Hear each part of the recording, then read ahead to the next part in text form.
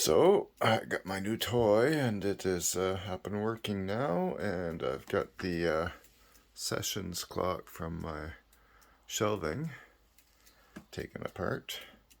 I was having some problems getting it to strike on the hour, and with this stand I've actually been able to figure it out. And what the stand does is it allows you to take that brass mechanism out of the clock and into the light, and then you can do things like look at it on the side, you can get a back view. The whole thing is flexible, and I won't turn it right now because I've got the pendulum going.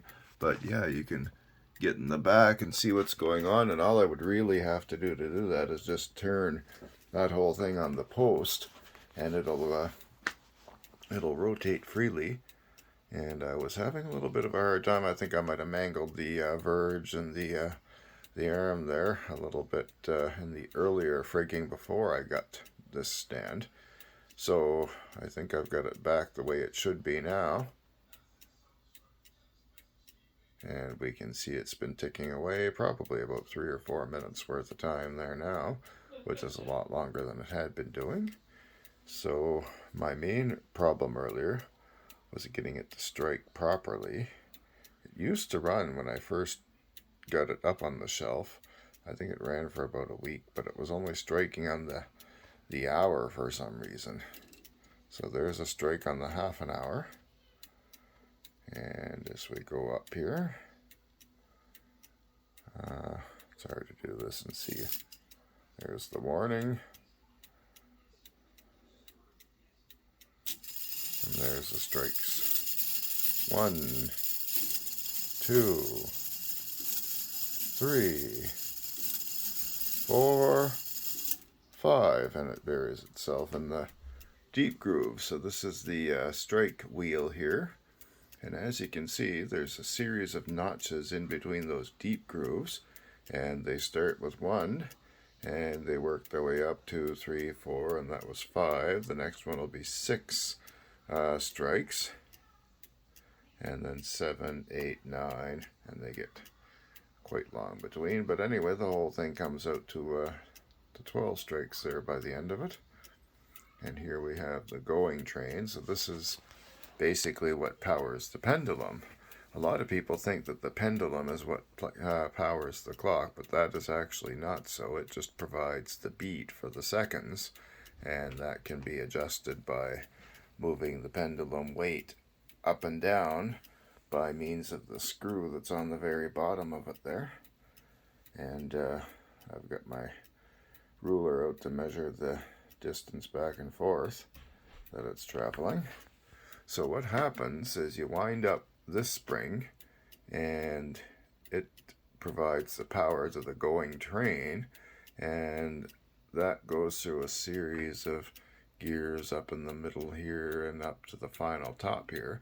And what that'll do is it'll power this deadbeat mechanism. So we have that, the deadbeat wheel there. There's a word for it, I can't think of it right now.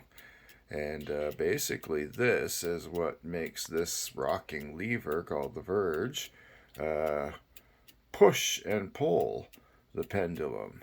So the pendulum left on its own would swing for a couple of seconds, and eventually friction and gravity will just take over and shut it down, and it'll come to a standstill. But this just gives it enough of a nudge on either side of the swing so that it'll keep rolling.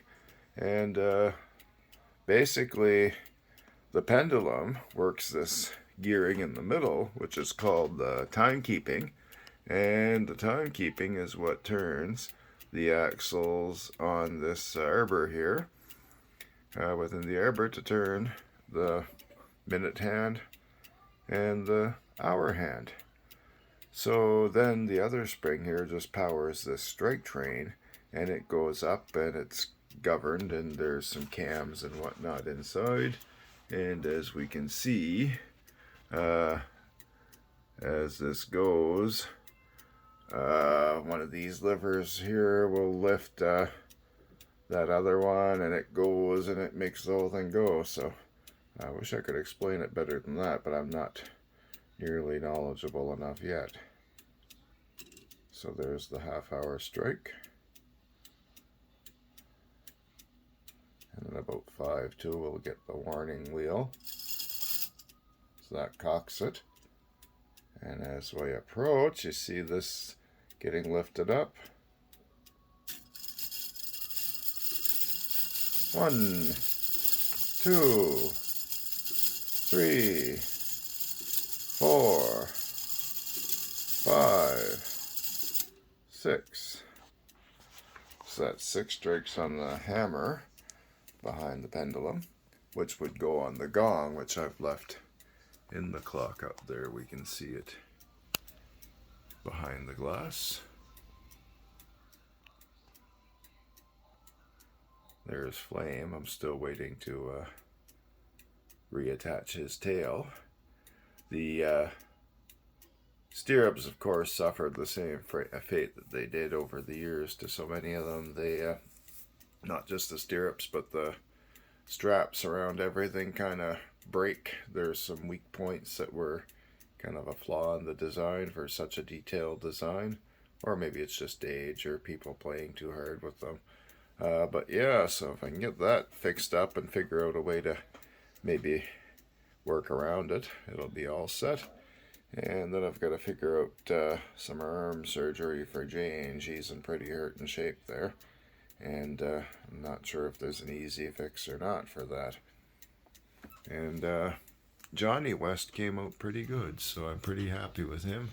And that horse's leg, I think it's even the leg that's out in the foreground there that I repaired. You can hardly tell I fixed it now. And did a good glue job. Usually I botch those. So anyway, yeah, Johnny is cruising. He's got his chaps on, his vest and his neckerchief and his hat, and the horse has got all its rig. And yeah, we're rocking and rolling here.